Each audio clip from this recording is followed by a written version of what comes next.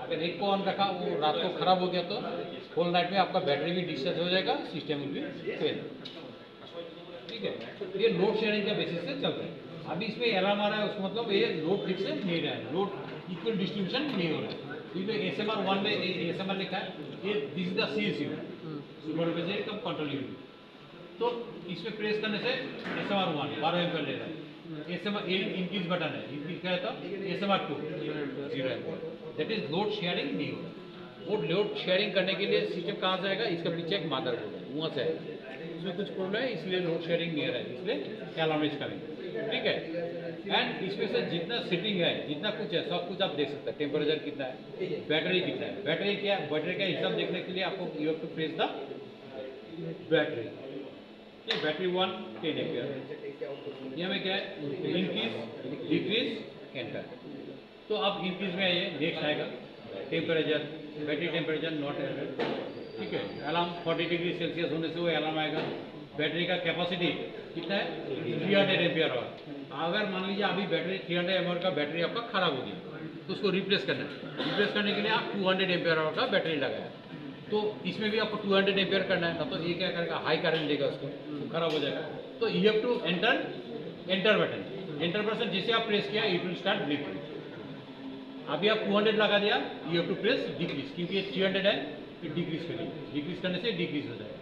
ठीक है, 200 में लाइए, फिर एंटर बटन को प्रेस करिए। आपके पास आगे 300 है, तो 300 एम्पीयर करके इसको सेट करने के लिए फिर एंटर बटन को प्रेस करिए, स्टेडी।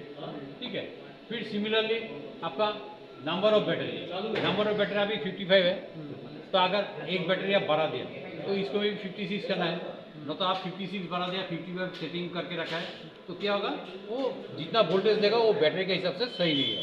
तो instead of charging it will be discharge. तो इसको 56 करने के लिए you have to press the enter button, it will start blinking. तो you have to press increase button, increase करने से 56। ठीक है, तो फिर इसको ये करके अपने जगह में सेट करके यहाँ से सब कुछ सेट कर सकते हैं। ठीक है,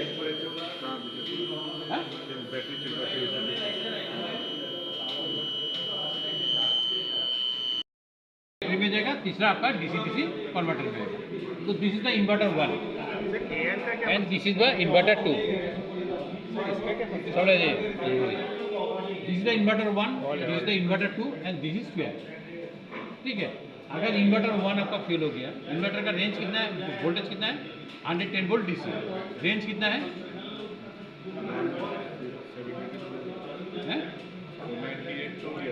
140। ठीक है, तो यहाँ इन्वर्टर 1 फेल हो गया तो 60 मिनट सेकेंड्स में इन्वर्टर 2 में शिफ्ट हो जाएगा।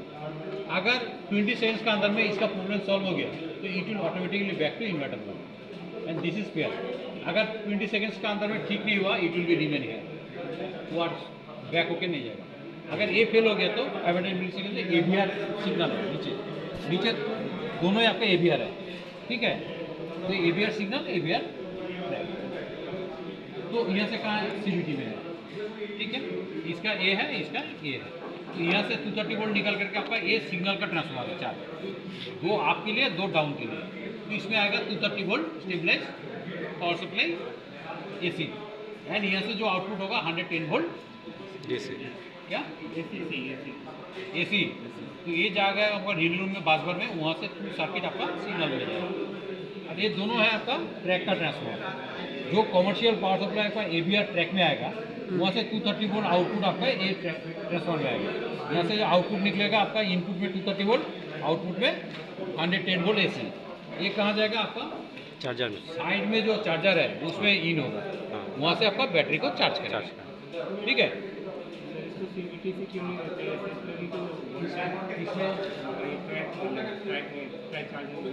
ट्रैक में क्यों देना है, AVR से जाता है ना, इसको हम ये क्या कहते हैं, CVT से क्यों नहीं देते हैं, ये भी तो AC इन्वर्टर से क्यों देगा, क्योंकि ऑलरेडी आपका ट्रैक चार्जर में चार्जर एंड बैटरी है, तो उसमें जो ऑल्टरनेटिव पावर सप्लाई है, तो यहाँ से आपका अनइंटरप्टेड पावर सप्लाई देने का क्या आवश्यकता है,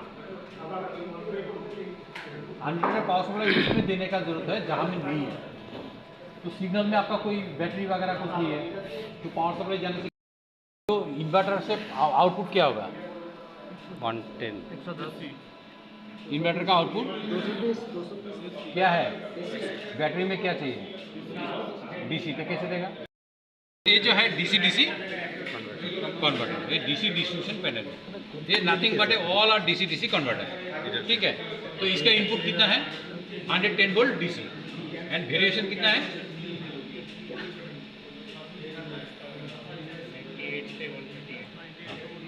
तो ये डीसी डीसी कन्वर्टर जो है इसका रेंज कितना है 24 वोल्ट टू 32 वोल्ट, लेकिन 24 वोल्ट में भी इसको चला सकता है एंड 32 में भी चला सकता है, एंड इसका ये है 5 एम्पियर, ठीक है। अगर मान लीजिए 24 वोल्ट में है, काम कर नहीं कर रहा है, तो आपको क्या करना है, इसको वोल्टेज को बढ़ाना है। बढ़ाने के लिए आपको क्या करना पड़ेगा, you have to switch off this,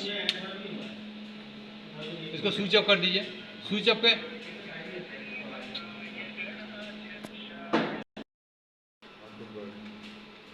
क्या बोल रहा था, हाँ स्विच ऑफ, तो स्विच ऑफ कर दिया, कर देने में ये सॉकेट का आपको खोल देना है, दोनों को socket, this is input this is output, ये खोल दीजिए, ठीक है। ये दोनों को यहाँ से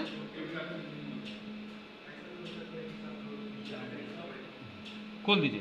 खोल देने से क्या होगा, इसको निकाल करके आप हाथ में ले सकते हैं। तो हाथ में लेने के बाद फिर ये सॉकेट को यहाँ कनेक्ट कर देना है, करके इसको ऑन कर दीजिए, ठीक है। ऑन करने के बाद इसमें मीटर बांध दीजिए। मीटर बनने के बाद यहाँ में देखिए पोटेंशियोमीटर है, ठीक है, दिस इज द पोटेंशियोमीटर। ये पोटेंशियोमीटर को क्लॉकवाइज घुमाने से वोल्टेज बढ़ेगा, एंटी क्लॉकवाइज करने से वोल्टेज कमेगा।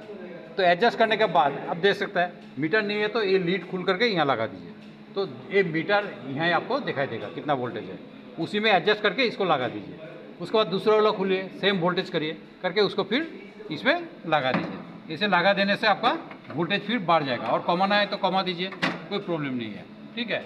उसके बाद होने के बाद फिर इसको कनेक्ट कर दीजिए, पहले इसको लगा लीजिए, ठीक है ना, ये लगा दिया, आउटपुट को भी लगा दिया, उसके बाद इसको ऑन कर दिया। तो वोल्टेज आप जिसमें सेट किया तो अब आउटपुट उतना ही देना शुरू करेगा। तो एक हो गया, बाकी सब तो ऑनलाइन में है, कोई डिस्टर्ब नहीं है।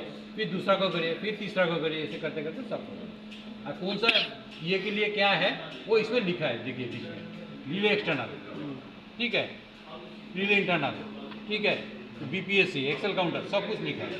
तो अदरवाइज देखने का उपाय क्या है, देखिए आउटपुट है red and black, red and black, red and black, red and black, यहाँ तक रेड एंड ब्लैक, उसका मतलब यहाँ से लेकर के यहाँ तक एक ही सर्किट का है। फिर यहाँ देखिए कलर चेंज हो गया, 3 है, दैट इज ये रिले एक्सटर्नल के लिए। फिर ये एक्सेल काउंटर के लिए, ये जो कलर 1 2 3 4 एक के लिए, वैसे देखिए दूसरा का चेंज हो गया, ऐसे करते करते आप उसको देख सकते हैं, ठीक है। तो ये है आपका फ्रंट व्यू का, ये है। अभी बैक साइड में भी इतना आदमी नहीं होगा।